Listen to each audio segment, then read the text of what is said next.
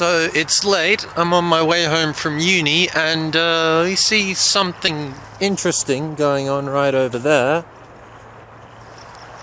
It's not quite on our land, thankfully. It doesn't look like anyone's in danger. It looks like it's under control, but that's concerning.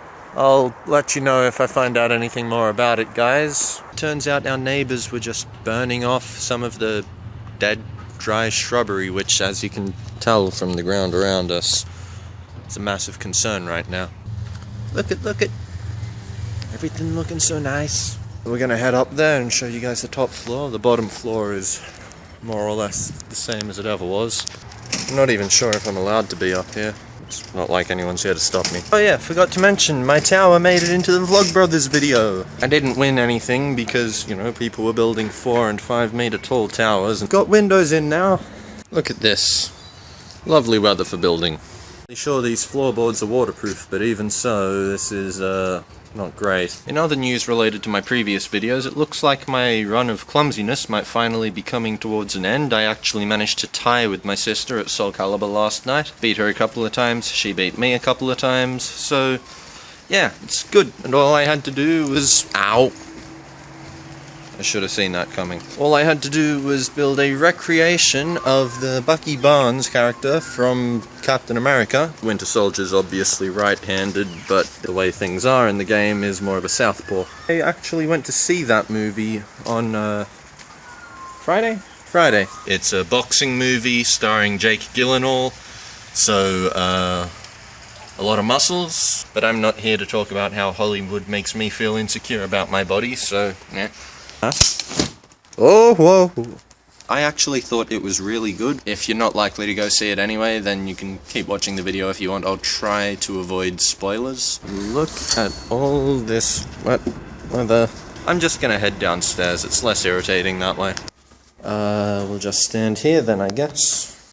Anyway, this movie Southpaw, it's plot-wise, it's basically what you'd expect. Big-time boxer, loses it all, and has to start kind of from the bottom again. Meets a teacher who changes the way he looks at life, learns how to overcome the mistakes he made before. The main character, of course, had an extremely conspicuous name, Billy Hope. Good work on the metaphors there, Hollywood. But the character development was the part that actually got really interesting. The main character is this guy who you can picture he has quite a bit of attitude, there's a lot of swearing, he gets too angry, he makes some mistakes. When he does lose everything, he is forced to go back and he learns from this teacher who he had some passing connection with at some point in his youth, and the teacher teaches him a new style of fighting, one that's not as aggressive, one that's not as angry. Suddenly, out of nowhere, he gets his chance at revenge. And that's kind of a huge part of pretty much any Hollywood movie, isn't it? Bad guy does something terrible to the good guy gets all upset, then the good guy picks himself back up and he gets his shot at revenge against the bad guy, and that's just what we expect from movies. But not in this movie.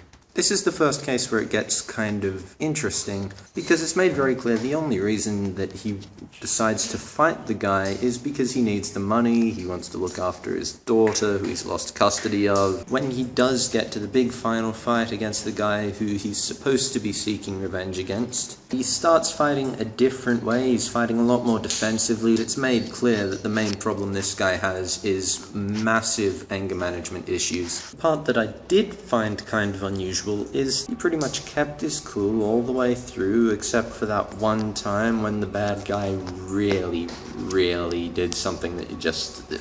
And that's something that I think probably we don't see enough of in movies. Hollywood gets called out a lot these days for promoting sex and violence in their movies. It's kind of naive to just make that accusation, because sex and violence have been around for a long time. You can't just say that that's the problem. However, what Hollywood does seem to glorify a lot is anger and rage. You see that everywhere, and not just in Hollywood. Everything gets turned into a grudge match. It's all always personal. Everyone wants to see people in movies get pissed off because it makes them more human. What made this interesting is that It was glorifying the complete opposite. This movie actually glorified the ability to keep control of your temper. And I thought that was a really significant thing. I think that's something that we should see more of in movies and in stories these days. That the big problem when it comes to violence isn't actually the physical act, but it is the rage and the anger behind it. It's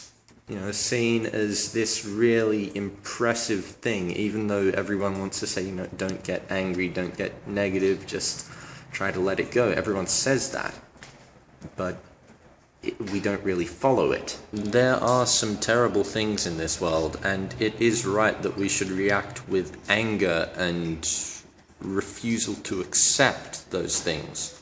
That's the right way to react, because otherwise we just become complacent. What I'm saying is a problem is the personal hatred and rage and the desire to destroy. Now, I know that probably makes me come across as pretty naive to a lot of people, so I'd like to share a story. When I was younger, particularly around 12 to 15, I was pretty well known at my school for having a bad temper. I didn't go around picking fights with everyone, I didn't swear at people or try to be mean, but if someone tried to mess with me, then I didn't take kindly to it. Sometimes that was reasonable because I did have a bit of trouble with being picked on, but sometimes it did get out of control. Like there was one time I was playing hide and seek with another kid and he snuck up behind me, tapped me on the back. I assumed that he was deliberately trying to scare me and upset me, so I turned around and punched him. Yeah, I'm not proud of that. That constant anger against anyone who ever did anything that impacted me negatively, it really messed my life up for quite a few years, and truth be told, I'm still kinda getting over it. And the more I learn how to deal with that, the better my life gets. So that's kind of the philosophy I take. I don't have a problem with getting angry at people, and I accept that other people hate people, but I just don't see the point of it, because spending that much energy on having negative feelings towards one person to the point where you would try to hurt them if you could, I just see that as wasted emotion. Don't get me wrong, you hurt my family or my friends and I'm gonna be pissed, but I try to avoid hating people. So if that's something that you have difficulty with, especially if you're young, if you have difficulty with anger management, try to get help for that, and just try to remember, it's not that the other people don't deserve to have you hate them, it's that you don't deserve to have to deal with that much negative energy in your life. And if you're old enough, go see Southpaw, because it is a really good movie. Now, I guess there's a chance that might be a bit of a controversial topic, so if you guys have any questions for me about that, because I'm kind of on the spot here, so my explanation of it isn't going to be as good as it could be, don't forget to leave them down in the comments, and I will be happy to answer anything that you guys might want to know about how I feel about those things. And if you have any strong feelings about that, then leave those down in the comments as well, because I love to hear other people's perspectives on things like that. I find it refreshing. I enjoy learning about what other people think. And while you're on the way down there into the comments, don't forget to hit that subscribe button and the thumbs up if you like this video. I will see you guys soon. Goodbye.